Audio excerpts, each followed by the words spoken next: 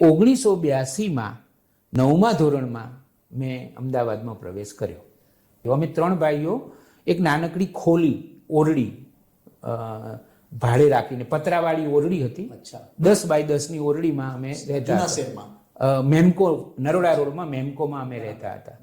અને હું નોકરી પણ કરતો હતો, ઘર પણ સંભાળતો હતો અને ભણતો પણ હતો. શું વાત છે, એ વયમાં તમે જોબ નોકરી? તમને નવાઈ લાગશે કે હું છેક મેમકોથી કાલુપુર નિયમિત અઠવાડિયામાં 2 વખત માત્ર વાંચવા આવતો.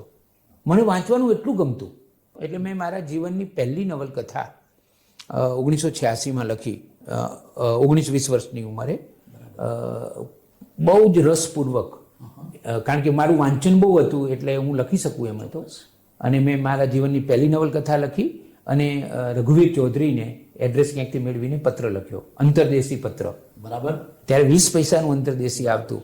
મેં કહ્યું કે રઘુવીરભાઈ, હું એક નાનકડા ગામમાં છું અને વાંચવાનો મને બહુ શોખ છે અને મેં મારા જીવનની પહેલી નવલકથા લખી છે, છપાવી છે, તો તમે મને માર્ગદર્શન આપો. અને એમનું મારા ઉપર પોસ્ટકાર્ડ પણ આવ્યું કે તમે દૂર દરાજ ગામમાં બેસીને સાહિત્યનું કામ કરી રહ્યા છો, એ બહુ સારી વાત છે, પણ હજી તમારી ઉંમર વાંચવાની છે, ખૂબ વાંચો, પછી લખજો. એવું એમનું પોસ્ટકાર્ડ આવ્યું. પછી એ વર્ષ પતી ગયું અને પાછું મારી માએ મને કહ્યું કે જો બેટા, ભણવું તું પડશે, તું ગમે તે કર.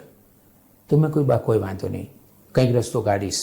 તો એક નાનકડી એટેચીમાં 2 જોડ કપડાં ભરી અને અમરાપુરથી પાછો અમદાવાદ આવ્યો અને ગીતા મંદિરમાં ઊભા રહીને સંકલ્પ કર્યો કે હવે પાછો નહીં જાઉં.